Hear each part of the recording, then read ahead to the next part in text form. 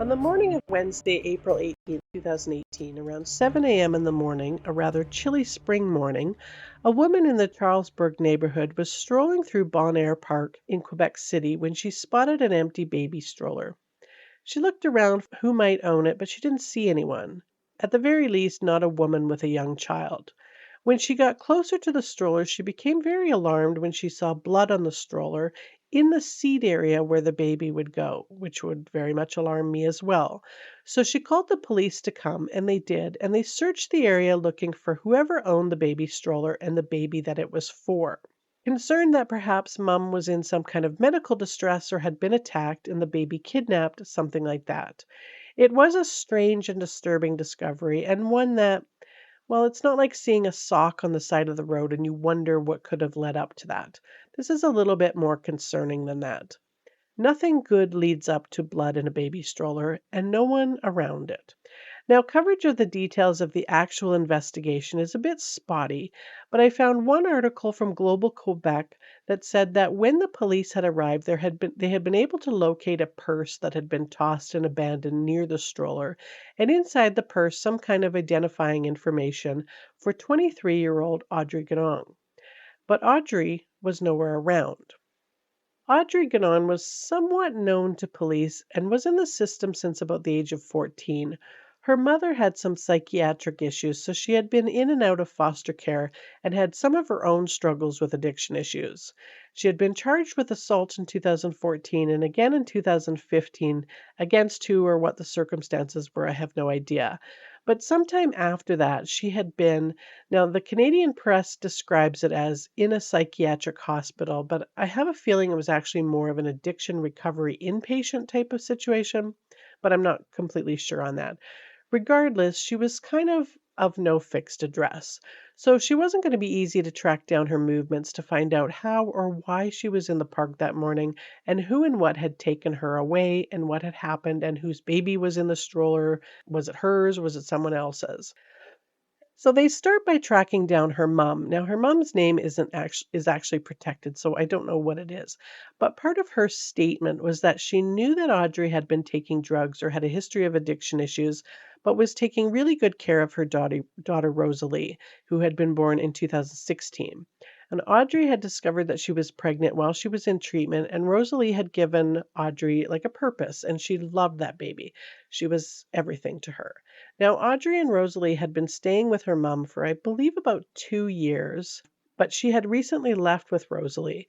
Now, the reason Audrey had left was that Child Protective Services had become aware of the living situation and told Audrey that she couldn't stay there with Rosalie because of her mom's mental health issues. After all, it was her mom's issues were the reason that Audrey had herself been taken into foster care. So she needed to keep her baby away from her mom. So whether her or not her mom knew of any of this, I don't know. It's not detailed anywhere, but this was about 2 weeks prior to Audrey going missing. So they tracked down the CPS worker who had dealt with Audrey.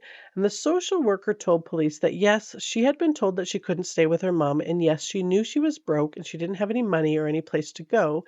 So she had given her the name of a shelter called Marie Rolette House that takes in women and children in distress or in need.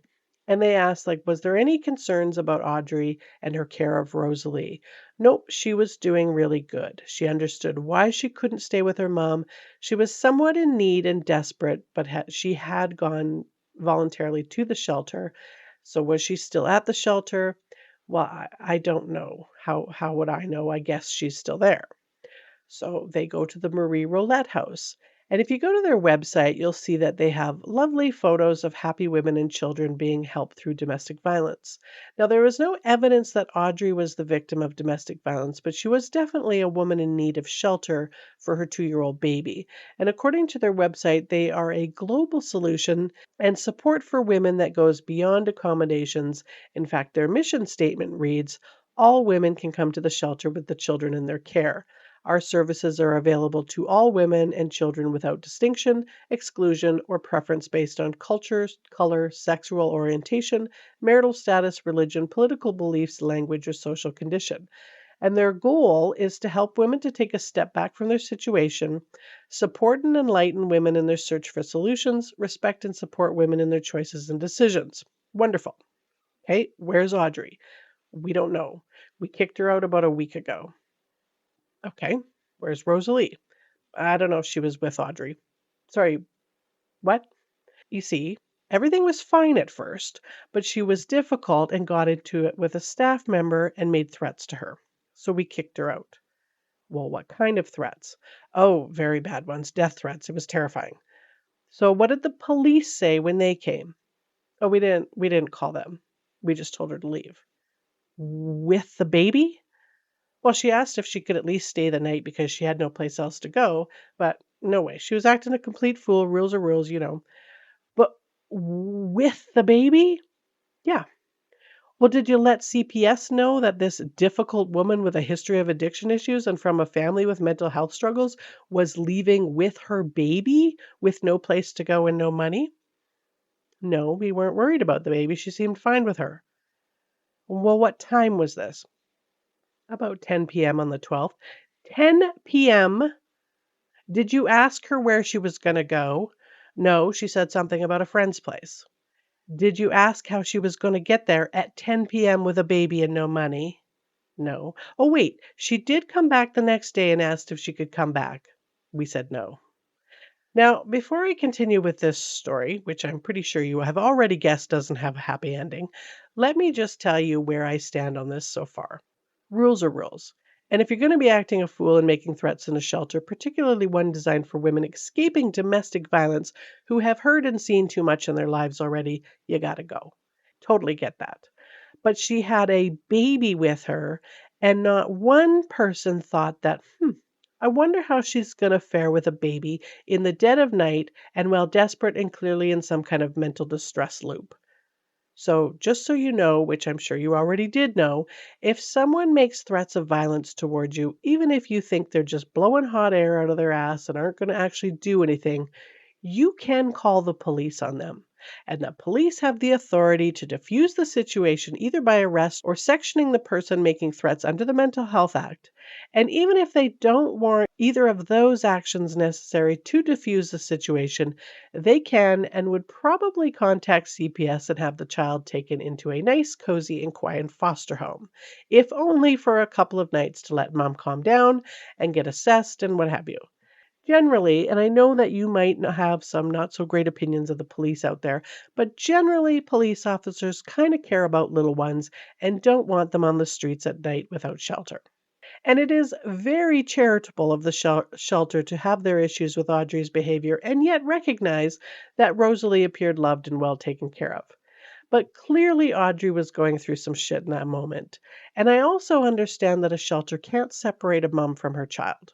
Audrey wasn't going to leave her baby with them and then go. She wasn't going to contact CPS herself because the whole reason she was in the shelter in the first place is because she didn't want Rosalie taken away from her. And it isn't on the shelter when you break the rules to find you a new place to stay. I get all of that. But under the circumstances, all they had to do was call the police. Let the police deal with her.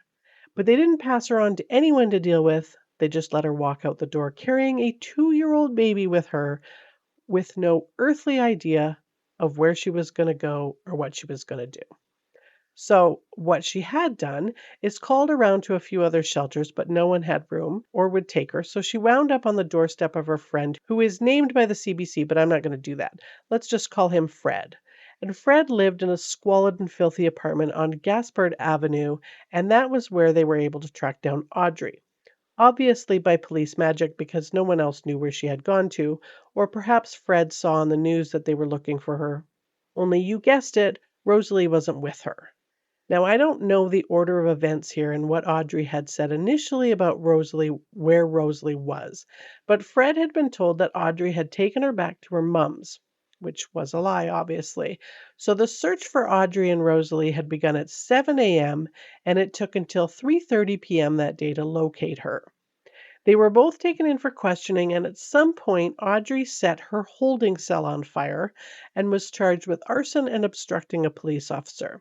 So it sounds like she wasn't being particularly cooperative with the investigation into where her daughter was. which they were now desperately searching around the area of Gaspard Avenue for. Fred told investigators that he had let Audrey and Rosalie stay there, and the night before he had left her to go and visit some friends. Audrey had stayed home with Rosalie because she didn't have a babysitter. She had smoked some weed and had a few beers earlier, and both her and Rosalie were asleep on the couch when he left. But she had texted him a little bit later and told him that Rosalie had been being fussy, so she had taken her back over to her mom's.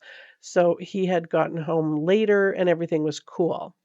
And then police found Rosalie in a garbage bin outside of a lovely, well-kept bungalow on De Gaulle Avenue, which is about a block over from Gaspard Avenue and another block or so southeast of Bon Air Park. Rosalie was rushed to hospital and pronounced dead on arrival, and that is very sad and tragic and terrible. But Rosalie hadn't died of hypothermia from being left in a garbage bin. She hadn't even been smothered to death or given an overdose of Benadryl to keep her from crying.